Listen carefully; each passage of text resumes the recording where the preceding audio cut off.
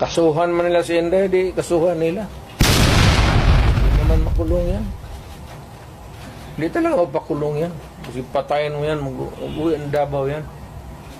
Ako, I have full faith kay Inday. Kaya niya yan. Anak ko yan eh.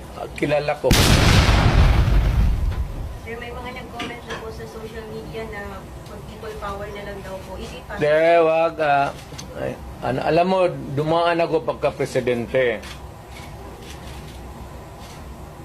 Not for anybody, not for anything else.